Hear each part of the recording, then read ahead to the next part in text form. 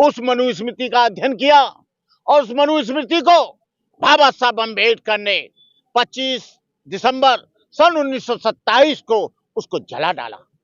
ढेर सारे आरएसएस के लोगों ने, हिंदू संगठनों ने, हिंदू महासभा ने, तमाम हिंदू संगठनों ने विरोध किया और उन लोगों ने विरोध किया जो लोग जमींदार और सरमाएदार थे, जो लोग वर्ण व्यवस्था को जिंदा रखना चाहते थे, जो ये चाहते थे कि शुद्ध शुद्ध बना रहे, बनिया बनिया बना रहे, ठाकुर ठाकुर बना रहे, राजपूत राजपूत बना रहे, ब्राह्मण ब्राह्मण बना रहे। आज के दिन मनुस्मृति का दहन किया गया था डॉक्टर बाबा साहब के द्वारा। आप भी कार्यक्रम में आए हैं, क्या है आज आपके विचार?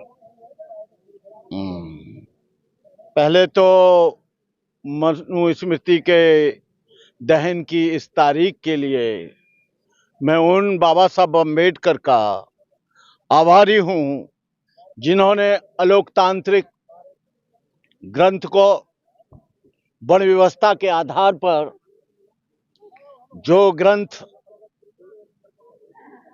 एक सोशल आइडियोलॉजी पर बना, मैं उस ग्रंथ की सबसे पहले घोर निंदा करता हूं।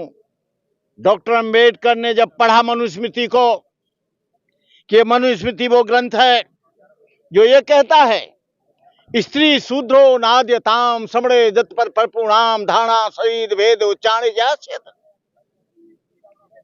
जो ग्रंथ ये कहता है कि स्त्री और शूद्र के लिए विद्या वर्जित है, शूद्र के लिए अच्छा मकान रखना वर्जित है, शूद्र के लिए धन अर्जित करना वर्जित है, शूद्र के लिए अच्छे कपड़े पहनना वर्जित है, शूद्र के लिए उंगली से मंजन करना वर्जित है, शूद्र के लिए अच्छा खाना खाना वर्जित है, और शूद्र के लिए यही नहीं, बाहुबल और धनबल और बुद्धिबल से मजबूत होना भी निषेध है।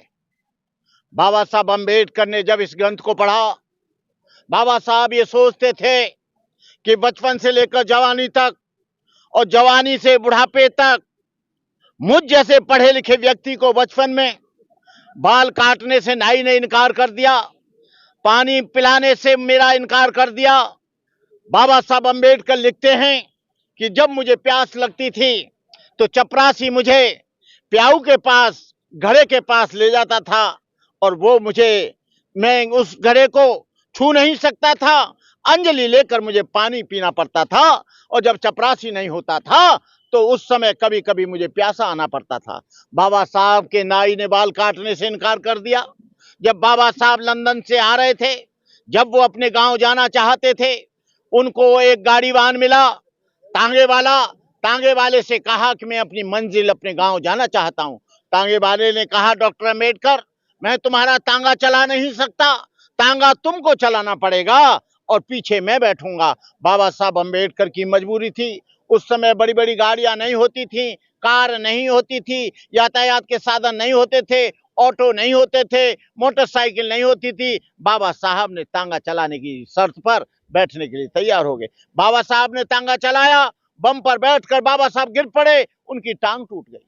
बाबा साहब ने गहन अध्ययन के बाद उस मनुस्मृति का अध्ययन किया और उस मनुस्मृति को बाबा साहब अम्बेडकर ने 25 दिसंबर सन 1927 को उसको जला डाला।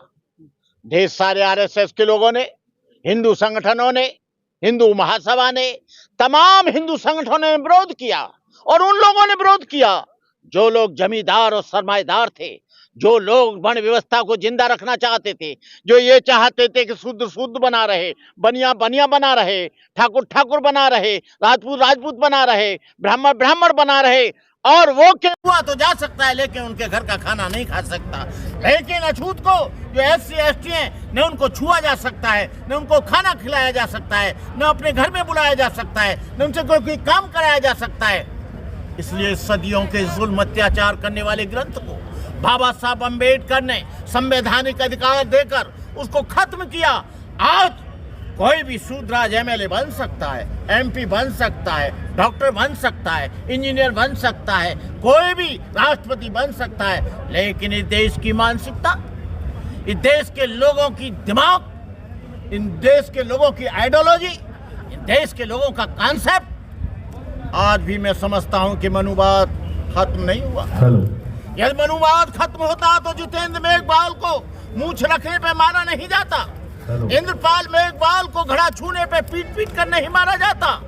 यदि मनुवाद नहीं होता तो रामनाथ कोविंद जैसे जो देश का राष्ट्रपति होता है, और राष्ट्रपति पहला नागरिक होता है, प्रधानमंत्री से बड़ा होता है, लेकिन जगन्नाथपुरी के मंदिर में उसको घुसने नहीं दिया। इन मनुवादी गवर्नमेंट ने, बीजेपी और आरएसएस के लोगों ने नए पार्लियामेंट का उद्घाटन किया।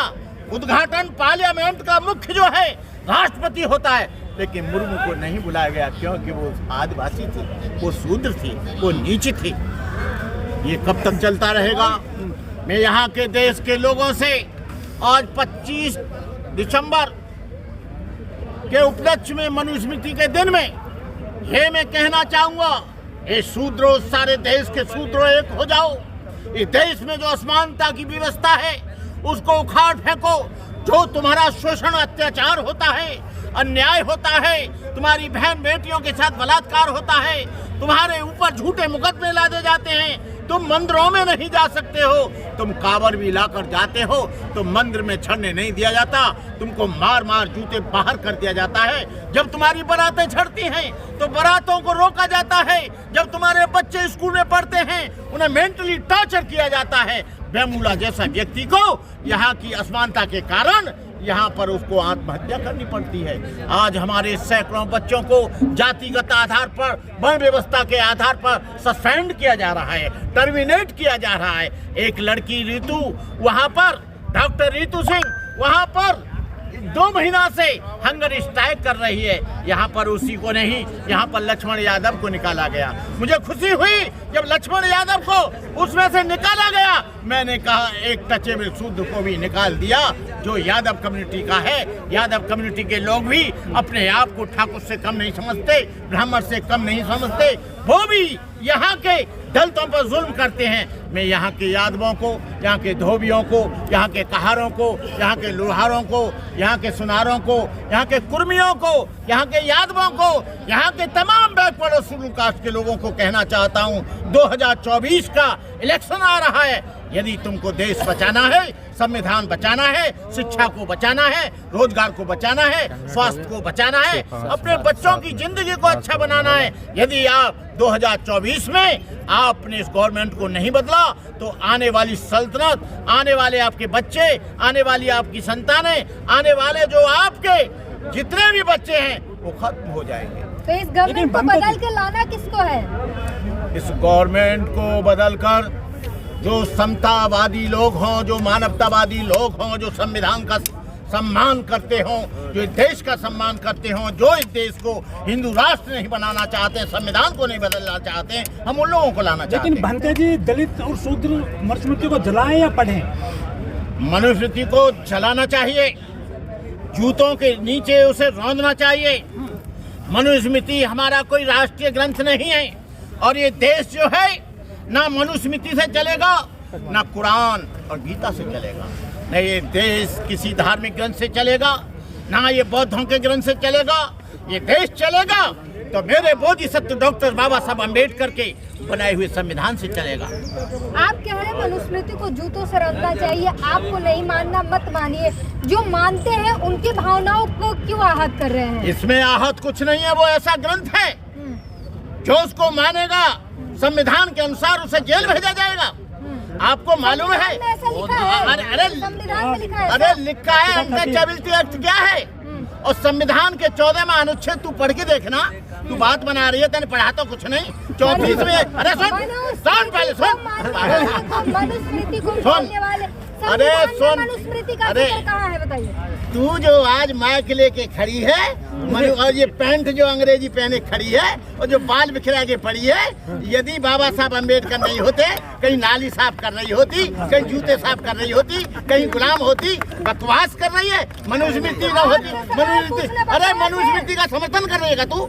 मनुस्मृति को लागू करना चाहती है क्या? रुक जा भाई, ज्यादा बात कर लेना। सवाल पूछना क्या गलत है? अरे सवाल तू ऐसा पूछ रहे ऊट पटांग, आपको पसंद है वही सवाल आप? अरे हमारा ये पसंद नहीं है क्या? मनुस्मृति को मैं तुझसे ही सवाल करना चाहता हूँ, तू अच्छा मानती है क्या? अच्छा मानती है तो उसका पालन कर। तेरे लिए ये है, मैं जानता हूँ